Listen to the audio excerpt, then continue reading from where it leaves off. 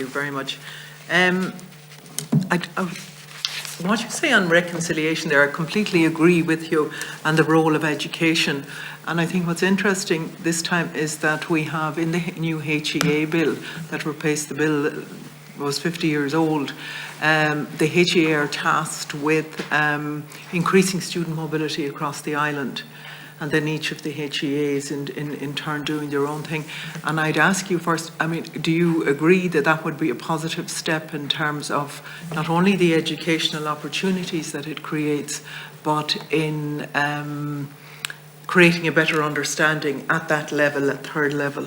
Absolutely. And I think, the Erasmus programme has done that for the European Union. In fact, if you ask some young people what's good about the EU, the only thing they can come up with is the Erasmus programme, which of course displays a lack of knowledge on their part, but it just shows you the importance of what you're saying about links in education.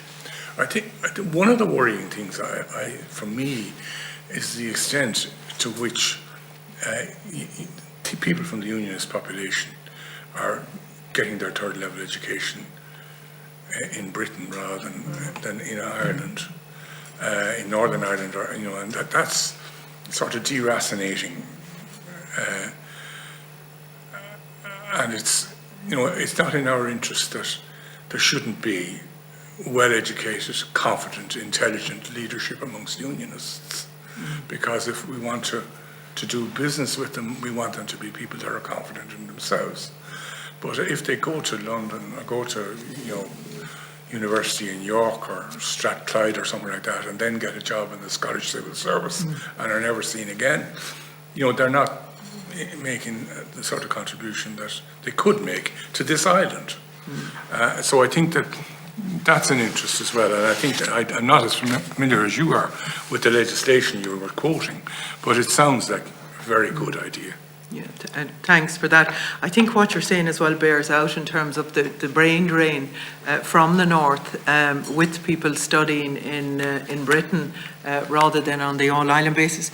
The ESRI report that was done last week as part of the Shared Islands stuff by Adele Bergen and Seamus McGuinness cited as well in that brain drain, the impact that it has on productivity in the north and the disparities there as well. So that certainly does bear out.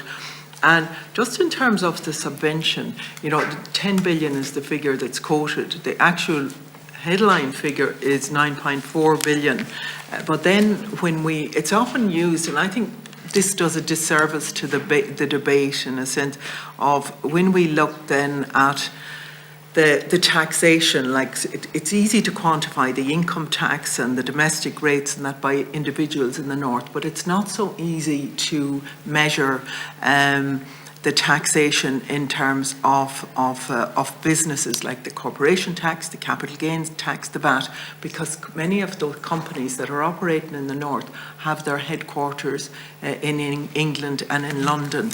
So taking the figures crudely like that, I think does it a disservice. But mainly then when we look at the expenditure and we look at the identifiable expenditure, the 1.4 billion, say for the UK defence, that wouldn't form part of expenditure, the Trident nuclear weapons programme, the diplomatic services, and probably the most interesting figure is the pensions figure, the 3.438 billion there in terms of the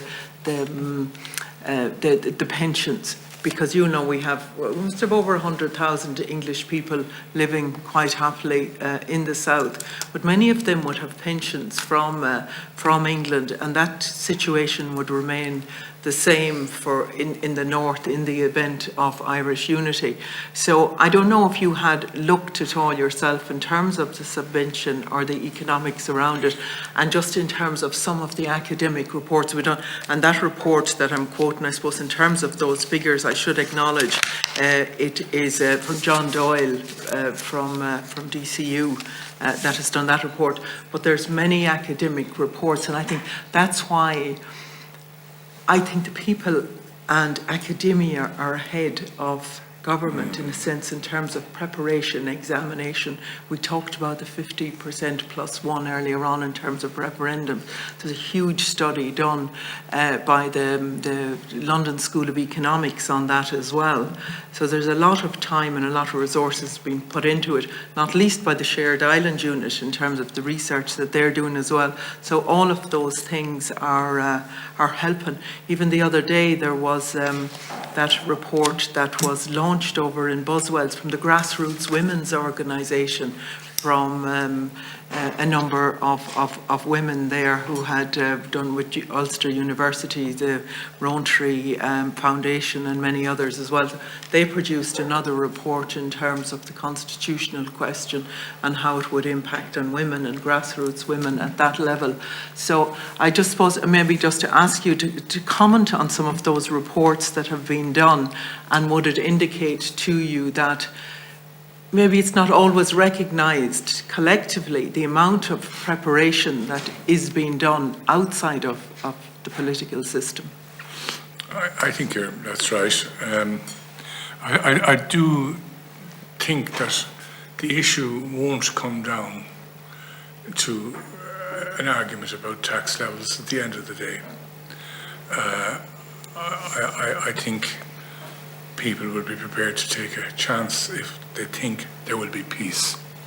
The big worry I have, and it's a huge worry, is that you have a border poll, it's carried, and you don't have peace after that. And that, to my mind, is something far more serious than any issue about whether we have to pay another penny in the pound on income tax, or these calculations. I mean, anyway, these estimates that are made, and I'm not criticising the people you're quoting, they're all speculative anyway. You really don't know, because they're talking about what will happen in the future, and you don't know what's going to happen in the future in terms of economic assumptions. But to my mind, the central worry is what happens if you carry United Ireland by 51 to 49. What happens in Ballymena? What happens in East Belfast? What happens in North Down? What happens in these places? And are we able and willing? Have we built up our security forces to take that on? Do we think that taking that on would not involve perhaps a diversion from other social goals with which you, I think, and others would be very concerned we pursue, and that we don't become a militarised society because we've taken on more than we can chew. I think that's my worry now, and I don't get obsessed about tax levels, and I mean I mentioned it in my presentation, but I don't think it's the determinative factor. Yeah, no, and I think this is it's the components of this, and it's in terms of the preparedness. So I suppose if we look at, say, Scotland, for instance, in terms of the preparation that they have done at all levels and what they have produced.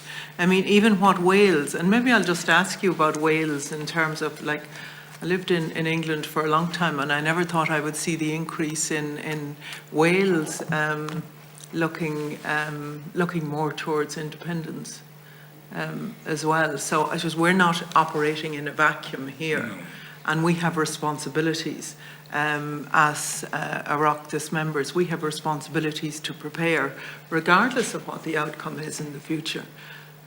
I agree. I mean, I said in response to an earlier question, we have a responsibility to be prepared for every contingency, and this is a contingency. That's a very real one.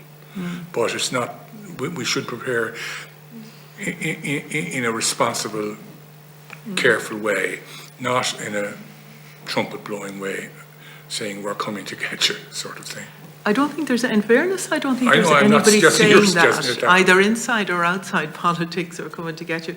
But I think there is, there is a responsibility, as I said, on us all, cross parties, and at all levels of society, I think. And I see it happen. What concerns me, I suppose, is that I see it happening in broader society. Now, I do welcome the Seanad work that's been done in the Seanad of late, and I'm looking forward to that report coming out. And this committee will do a piece of work as well in the new year in trying to play our part in the preparedness. I want to just ask you finally on when the Good Friday Agreement was done, we had the Charter of Rights for the island of Ireland, and we have so much yet that we haven't implemented as part of the Good Friday Agreement, the commitments that were made in there, but in particularly around the Bill of Rights and that Charter of Rights. What do you think we need to be doing more, both as a committee here and as the two governments, in terms of ensuring that the rights that were promised in the Good Friday Agreement are come about? I confess I can't answer that question. I just don't know enough about it. I'm sorry. Right.